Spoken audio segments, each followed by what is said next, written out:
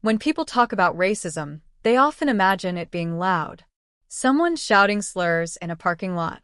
A sign that says, "No one like you allowed." Something obvious, ugly, and easy to call out. But what I learned, growing up, is that racism doesn't always scream. Sometimes it smiles. Sometimes it hides inside a dress code, or a rule book, or a phrase like professionalism. Sometimes it shakes your hand, gives you an award, and quietly reminds you that you don't quite belong. And for many of us, that lesson began long before adulthood. It began in school. My high school used to hang a big banner across the cafeteria every September that said, "Unity in Diversity." We thought it was a nice slogan. We even took pictures under it on orientation day. But as the years went on, I realized that unity only seemed to work one way. We were expected to blend in, not be accepted. We were told to celebrate our differences, but only if those differences were convenient, palatable, and quiet. No one ever said the word racist. They didn't have to. The rules spoke for themselves. For years, I thought it was just my school. But later, when I started asking around, when I began collecting stories from other students, different towns, even different countries, I realized the same pattern was everywhere. A whole generation of students had grown up being disciplined, humiliated, or silenced under the banner of school policy. So, I decided to document it. I wanted to understand how something as seemingly harmless as a school rule could leave scars that lasted into adulthood. I started with my own story because I think the first rule that broke me wasn't even written down. It started my sophomore year. The first day of school was always chaos. New teachers, new schedules, new expectations. But what caught my attention that morning wasn't a class or a teacher. It was the bulletin board outside the main office. Someone had printed out a brand new student conduct policy sheet. Bright red heading. Professional appearance required. At first, I didn't think much of it. Every school has dress codes, right? But when I read closer, one line made my stomach twist.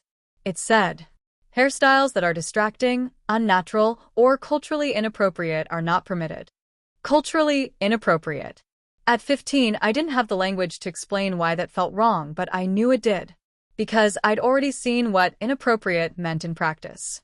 A few weeks later, my classmate, a girl named Simone, came to school with her hair in box braids. Bright, clean, beautiful, tied up with small gold cuffs. By second period, she was gone. They sent her home. Her braids, they said, violated the dress code.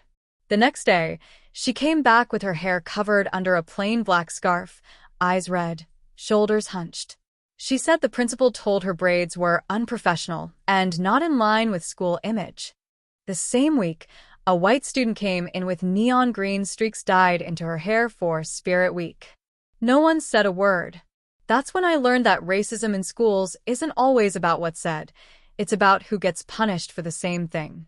It's about what's tolerated from one group and condemned in another. Simone's story stuck with me for years. And it was the beginning of my search for other stories.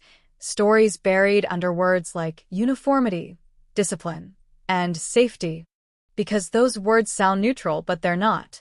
They're often coded ways of enforcing whiteness as the standard and everything else as deviation. When I went to college, I started interviewing other people. It began as a small project for a journalism course, but it quickly grew into something bigger, something that people were desperate to talk about. I asked one simple question. What was the most racist rule at your school? The responses flooded in. Emails, DMs, handwritten letters. Stories that made me angry. Stories that made me cry. Stories that sounded almost identical, even though they came from different places. And as I started reading through them, I realized the question wasn't just about rules, it was about control. About who gets to define what's normal. About how power hides behind polite language. There was the girl in Texas who got suspended for wearing her natural afro because it was too big. The boy in England who got detention for speaking his native language with his cousin during lunch. The student in Canada who was told not to bring certain foods because the smell was too strong. Different schools. Different continents. Same pattern. I grouped the stories into themes. Dress code. Discipline. Language. Recognition. Every one of them showed the same invisible rule. You can be yourself, as long as yourself fits inside our comfort zone. It was never about policy. It was about power. And, to me, the most striking example of that power was a story that came from a girl named Maya. Her school had what they called the presentation code. On paper, it sounded innocent. Students must maintain neat, appropriate, and non-distracting appearances. But what it meant, in practice, was that Black hairstyles, Latino accents, and indigenous jewelry were all distractions. Maya told me about the day she got pulled out of class. She was wearing her natural curls for the first time that semester. Her teacher asked her to tie it back, saying it blocked other students' view of the board. When Maya refused, she was sent to the vice principal's office and handed a suspension notice for defiance. She said she sat there in that office, watching the clock, feeling like time itself was teaching her a lesson, not about rules, but about hierarchy. I asked her what she did after. She said she straightened her hair for the rest of the year. When she told me that, she laughed, but it was the kind of laugh people use when they're remembering something painful but don't want to sound bitter. She said, "It wasn't even the suspension that hurt. It was realizing that to be treated fairly, I had to stop looking like myself." That line has lived in my head ever since. And the more people I interviewed, the more I saw how deeply those rules got into people's bones. They didn't just police behavior. They rewired how we saw ourselves. They trained us to shrink, to blend, to overthink every expression of culture, style, or speech, all under the guise of fitting in. That's when I decided I wanted this project to be more than just interviews.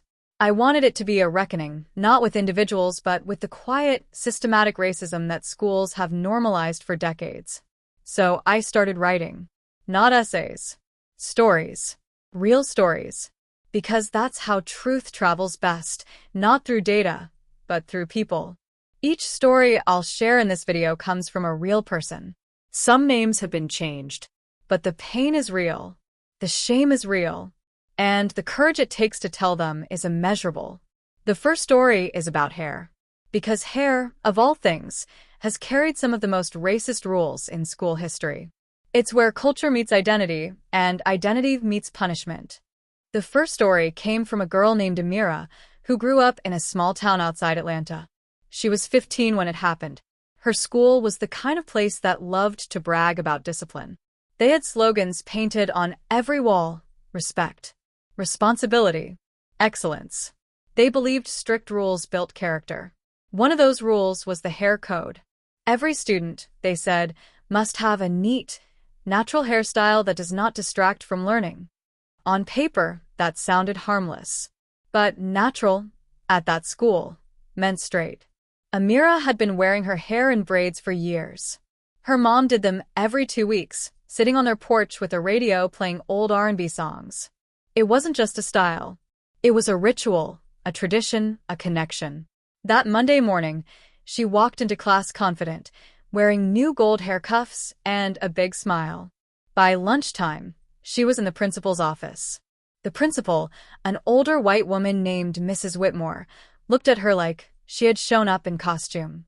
She told Amira, "We've received several complaints that your hair is distracting." Amira asked, "From who?" The principal said, "That's not the point. The rule applies to everyone." But it didn't. Amira's best friend, a white girl, had pink streaks in her hair, and no one cared. Mrs. Whitmore told her she had 2 options: take the braids out or go home. Amira said no. Her mom was called. By 2 p.m., Amira was suspended for defiance. When her mom came to pick her up, Amira said she wasn't crying, not yet. She was angry. But when she walked past the hallway mirror and saw herself reflected, her braids, her gold beads, the pride she had felt that morning, something inside her cracked. She said it wasn't the suspension that broke her. It was realizing that the school saw her culture as a violation. They saw her normal as their problem. 2 weeks later, when she returned to school, her hair was straightened. People complimented her. Teachers smiled again. She told me that was the moment she learned what the system really wanted, not good students, but obedient ones. I remember sitting in silence after reading her story. Because it wasn't just Amira's school. That same year, in a completely different state, the same story was playing out, almost word for word. Different names. Same pain. I started noticing that pattern in every region. Schools said they were teaching discipline, but they were really teaching assimilation. They called it preparing students for the real world.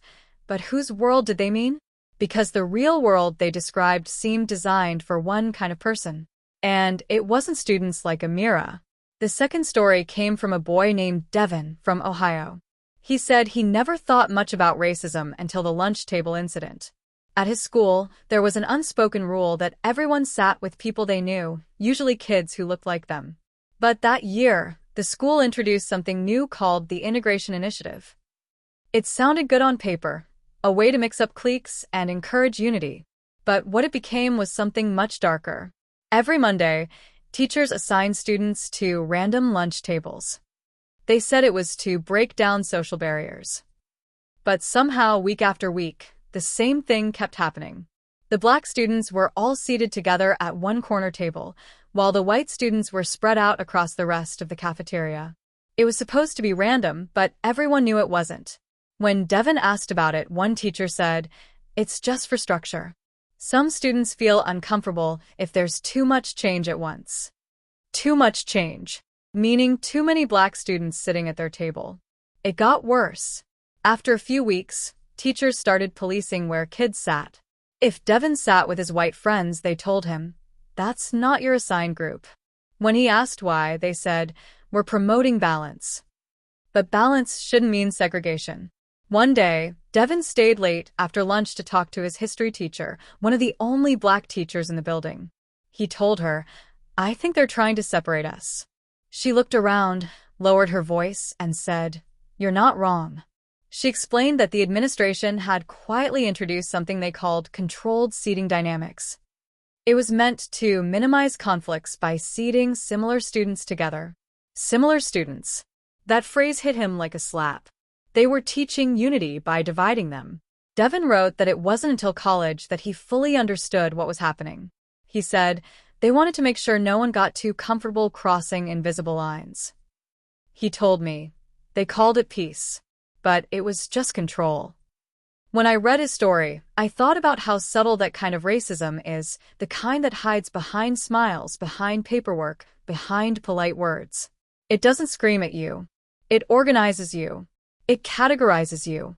It builds systems that keep you apart and then congratulates itself for being inclusive.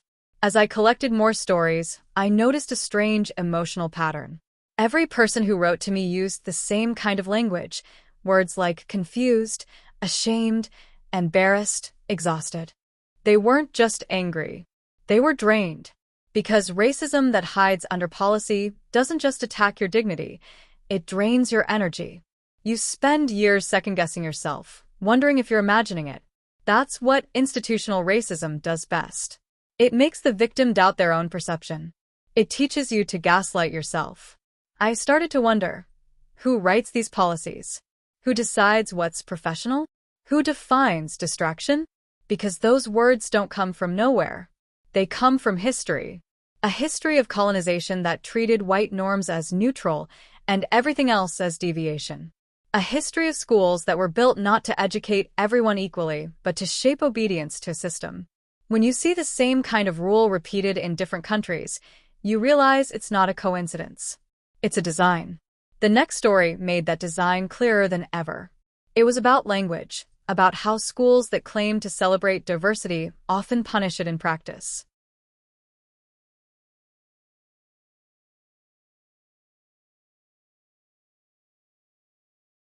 The next story I read came from a boy named Luis. He grew up in New Mexico, where English wasn't just the official classroom language, it was treated like a badge of worth. His parents were Mexican immigrants who spoke both English and Spanish at home, switching easily between the two. But at school, that flexibility wasn't seen as a gift. It was treated like a problem that needed fixing. Luis wrote that his elementary school had what they proudly called the English immersion policy. All students were expected to speak only English at all times on school grounds. If you were caught speaking another language, even during lunch, you got what they called a language infraction. 3 infractions meant detention.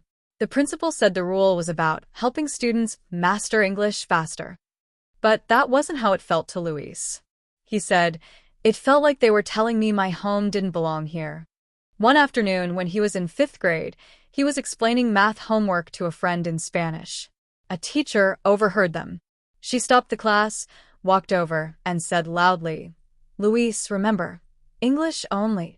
Then she took both their worksheets, drew a red line across the top, and wrote language violation. He remembered how everyone stared at him as if he'd done something dirty. He said, "It was just math. I wasn't even thinking about language." But after that day, he stopped helping his classmates in Spanish. He stopped speaking it in the hallways. He even started answering his parents in English at home. He told me, "That policy didn't teach me English. It taught me shame." When he graduated years later, his school held an assembly celebrating diversity. They hung flags from all over the world in the gym. He said he stood under the Mexican flag, watching the same teachers who'd punished him for speaking Spanish smile for pictures. He wrote, "They loved our culture when it was decoration, not when it was real." I kept thinking about that line, when it was decoration. That's how so many schools treat culture, something to display on posters, not something to live. They love the look of diversity, but not the sound of it. They'll print multicultural on a brochure while punishing kids for sounding different. After Luis's letter, I received another story that connected perfectly with it, though in a more subtle way. It came from a student named Naomi, who grew up in Illinois. Her school had something called the Good Behavior Program. It was supposed to reward students who followed the rules. At the end of each month, those students got special privileges, extra recess, pizza parties, gift cards, or early dismissal. On the surface, it sounded fair. Follow the rules, get the reward. But Naomi noticed something strange. Every month, the same names got announced. And they all looked alike. They were the students who never got written up, never talked back, never stood out. They were polite, quiet, predictable, and almost all white. Naomi wasn't a troublemaker. She had good grades. But she was outspoken. If she saw something unfair, she said it. And every time she spoke up, a teacher would mark her for disruptive tone. It wasn't yelling, it was confidence. But confidence coming from a black girl sounded like attitude to them. She said one day she asked her homeroom teacher, "How come I never get picked for the reward?"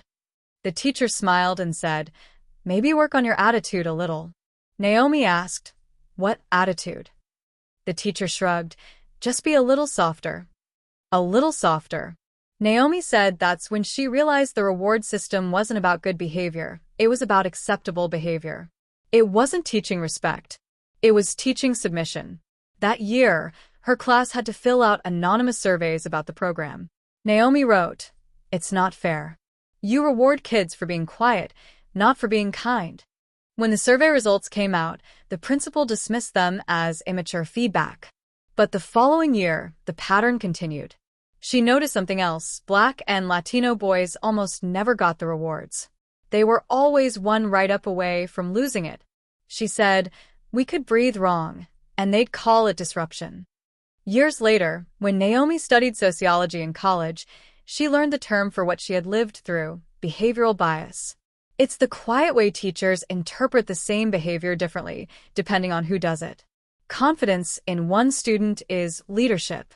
In another, it's disrespect. Naomi's words reminded me of something I once read in an academic paper, that systems of control often disguise themselves as systems of care. That's what the Good Behavior Program was, control wearing a smile. When I asked her what she would say to the teachers now, she said, "I'd tell them that obedience isn't the same as respect. You don't build character by breaking confidence." I thought about how all these stories, hair, language, behavior, were connected by the same invisible thread. Each rule claimed to create order. But what it really created was distance. Distance between the students who were seen as the model and those who were seen as the exception. And every one of those rules taught the same unspoken lesson. If you want to belong, erase yourself first. I began to realize that the question, "What was the most racist rule at your school?" wasn't just about single policies. It was about the architecture of the entire experience. The walls, the silence, the way authority was distributed. Schools didn't need to teach racism explicitly. They modeled it through consistency, through repetition, through who got believed and who didn't. Every story I read carried the same undercurrent, the feeling of being constantly watched, of being measured not just for what you did, but for what you represented. And that kind of watching changes you. You start censoring your own laughter. You lower your voice. You shrink your movements. You perform safety. Luis did it with language.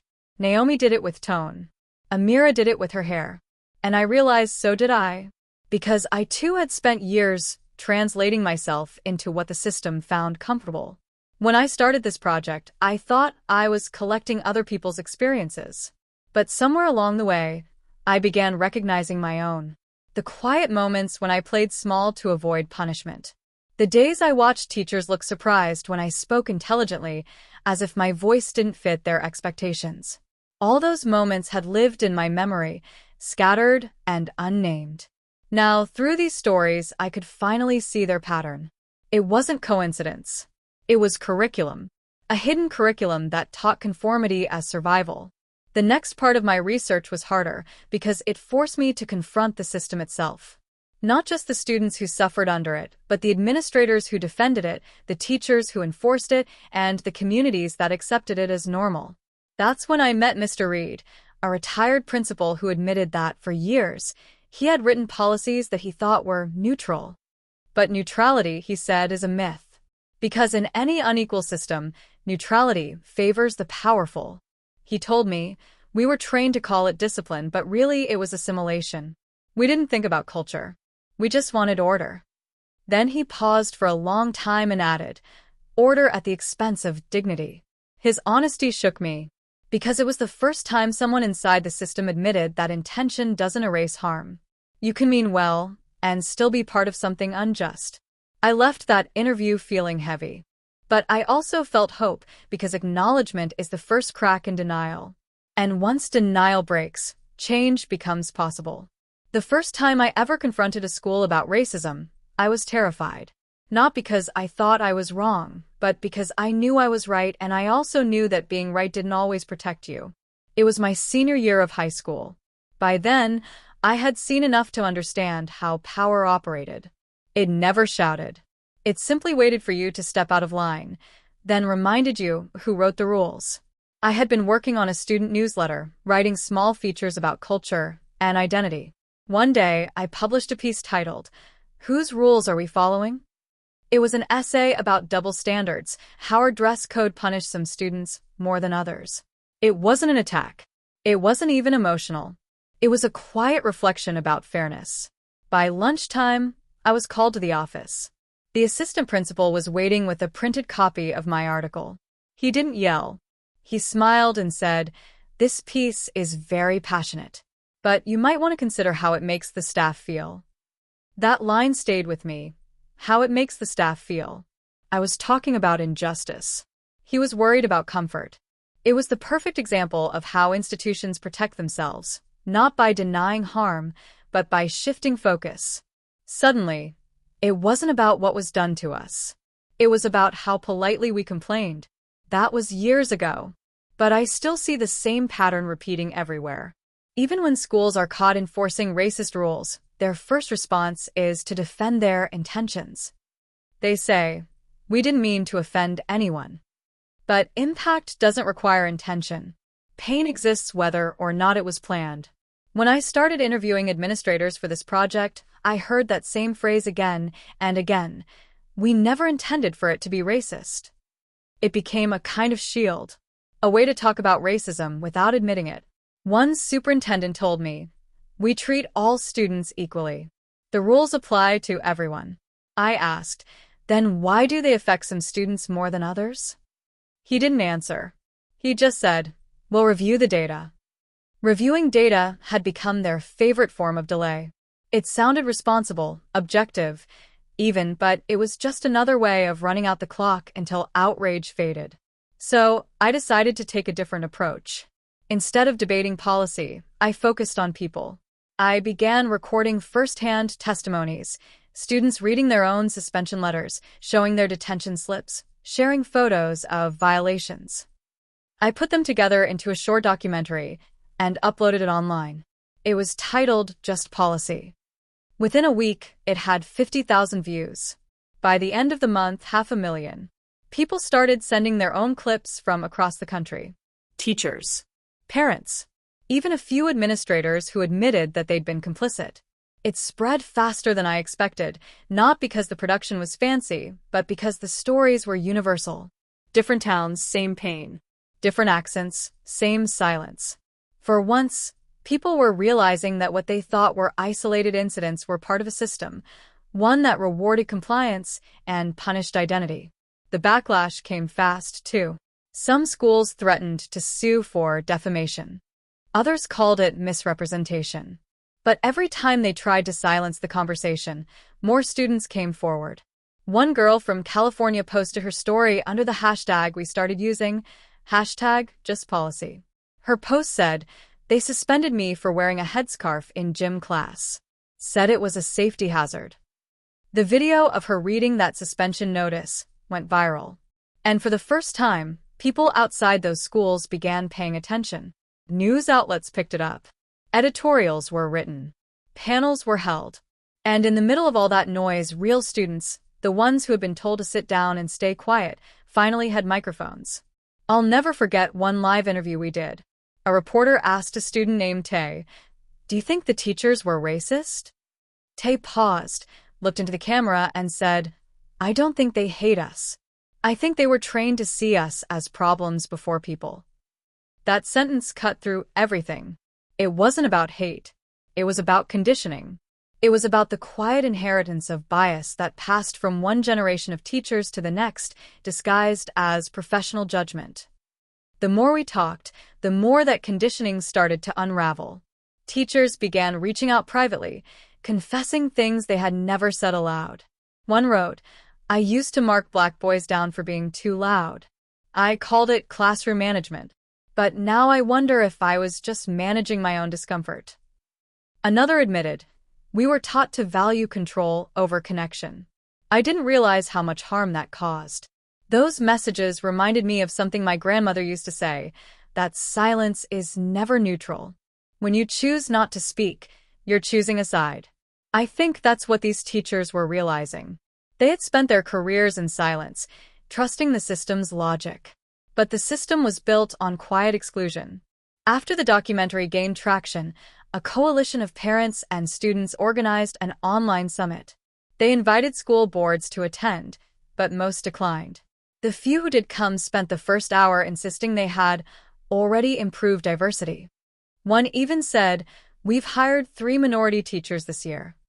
As if diversity were a number on a checklist instead of a culture of respect. I remember sitting there, watching that panel, and feeling this strange mix of frustration and hope. Frustration because change always moves slower than harm. Hope because, for the first time, the harm was visible. That's what exposure does. It forces the invisible into daylight. And daylight demands accountability. After the summit, several districts quietly changed their policies. They removed vague dress code language. They ended English-only rules. They reviewed disciplinary statistics by race. Small steps, but still steps. Yet the thing that struck me most wasn't the policy change. It was the emotional change. Students who had spent years believing they were the problem finally realized they were part of a pattern, and patterns can be rewritten. I started getting letters from parents who said they watched the film with their kids and cried. One wrote, "My daughter used to straighten her hair every week for school. Last week, she wore it natural for the first time. Thank you." Another said, "My son stopped talking about dropping out. He said he finally understands it's not his fault." Those messages reminded me why stories matter. They turn statistics into faces. They make pain personal. And when pain becomes personal, denial becomes impossible. But not everyone was happy. There were teachers who felt attacked. Parents who said, "Stop making everything about race." People who wrote comments like, "Rules are rules. Follow them, and you'll be fine." I used to get angry at that kind of thinking. Now I just feel sad for it. Because when someone says, "Just follow the rules," What they're really saying is, accept the world as it is. But every major act of progress began with someone refusing to do exactly that.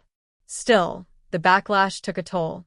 I started receiving messages filled with hate, calling me divisive, ungrateful, attention-seeking. There were nights I couldn't sleep. I'd lie awake wondering if maybe I had gone too far. But every time I started to doubt myself, I'd open another message from a student who said, "Thank you for saying what we couldn't." That kept me going. It also made me realize something important, that the fight against systemic racism isn't a sprint. It's a relay. Each generation passes the baton to the next. And the goal isn't to finish it, it's to move the line forward. For decades, schools have taught obedience as safety.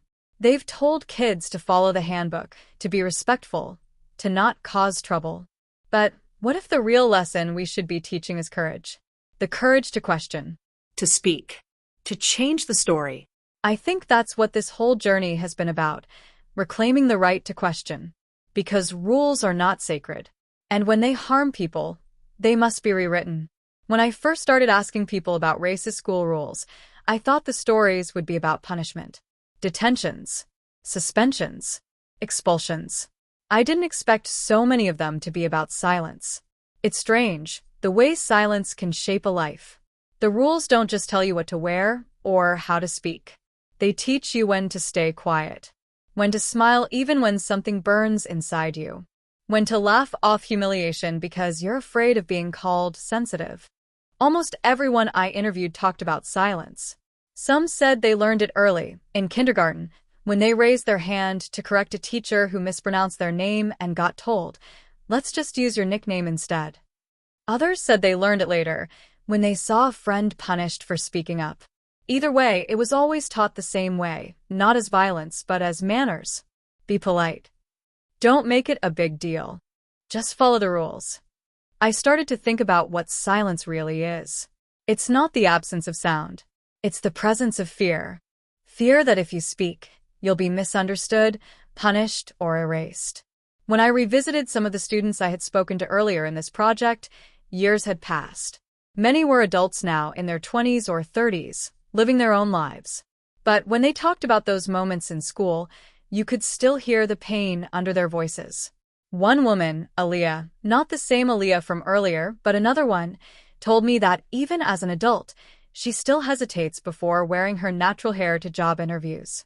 She said, "It's been 10 years, and I still hear that voice telling me to look more professional." I asked her whose voice it was.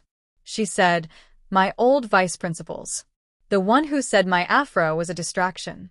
It struck me how deep those messages go. A single comment from a person in authority can echo for a lifetime. That's what makes these rules so powerful. They don't end at graduation. They live in your self-image. They follow you into adulthood. Another man, Marcus, told me that when his own son started kindergarten, he found himself checking the school's handbook before the first day, scanning for words like neat or appropriate or professional. He said, "I want to know if my son's hair or skin or voice would be a problem before he even walked through the door." He paused, then added quietly, "I guess I still don't trust schools to see us as innocent." That sentence stayed with me, because it reminded me that racism doesn't just harm individuals, it steals peace from generations. Even after we leave those buildings, we carry them inside us. The hallways become memories, but the lessons remain. I started wondering what healing looks like after something like that. How do you reclaim yourself after years of being told you were too loud, too different, too much? Some people heal through anger, some through laughter, some through creation. But for many, healing begins with language, finally having the words to describe what happened. When I asked Naomi, the student who once challenged her school's good behavior program, how she felt now, she said something I'll never forget. She said, "Back then, I thought I was crazy. I thought I was overreacting. Now I know it had a name, bias. It wasn't me. It was them." That realization is liberation. Because once you can name the harm, it stops owning you. I think about all the children still sitting in classrooms, absorbing messages about who they're allowed to be. Children who will learn that some hairstyles are unprofessional, that some accents are hard to understand, that some emotions are too aggressive. And I think about the teachers who might never question those ideas, not because they're evil, but because they were trained inside the same system that shaped them. That's why conversations like this matter. Because when we talk about racist rules, we're not just talking about policy. We're talking about imagination, the ability to imagine a school that doesn't need to erase anyone to function. Imagine a school where diversity isn't decoration, where students can wear their cultures proudly, where voices aren't punished for volume, but celebrated for truth, where professional doesn't mean white, where respect isn't measured by silence. That kind of school isn't a fantasy. It just requires unlearning what we've called normal. I once asked an educator what the hardest part of changing these systems was. He said, "It's getting people to see the water they're swimming in." Because bias is like water, invisible until you stop moving long enough to notice you're soaked in it. That's what these stories do. They make the invisible visible. They show the water. And once you see it, you can never unsee it. Over time, I've realized that the question, "What was the most racist rule at your school?" isn't really about school at all. It's about the world those schools prepare us for. Because schools are microcosms. They don't invent prejudice, they reproduce it. They teach hierarchy before we even have words for it. But they can also teach change. They can teach empathy. They can teach accountability. And maybe that's where healing truly begins, not in rewriting handbooks, but in rewriting hearts. Every generation that questions authority is rewriting the future. Every student who refuses to shrink is doing the work of revolution. Every teacher who chooses compassion over control is dismantling centuries of conditioning, one classroom at a time. When I think about the students who shared their stories with me, Amira, Luis, Naomi, Devin, I realize they didn't just endure those rules. They expose them. They turn their pain into light. And that's what storytelling does. It turns silence into survival. It turns shame into strength. It says, "You tried to erase me, but I am still here, louder than ever." If you've ever experienced something like this, if you've ever been told you were too much or not enough or out of place, I want you to know something. You were never the problem. The rules were. And maybe, just maybe, by talking about them, we can stop teaching shame as discipline. We can stop confusing obedience with respect.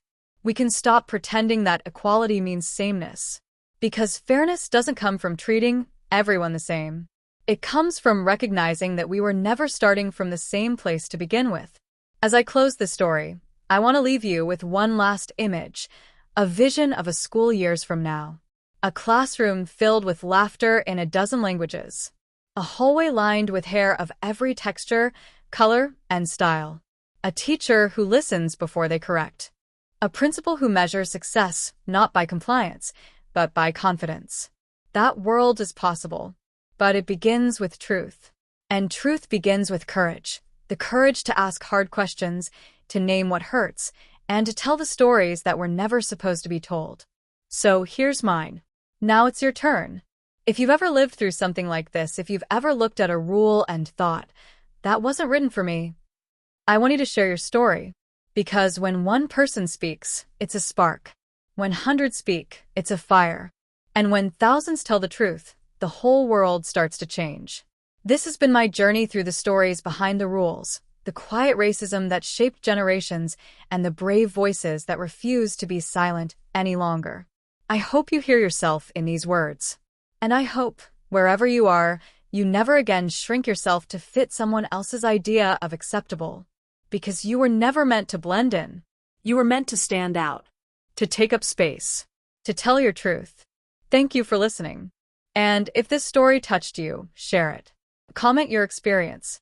Speak your truth.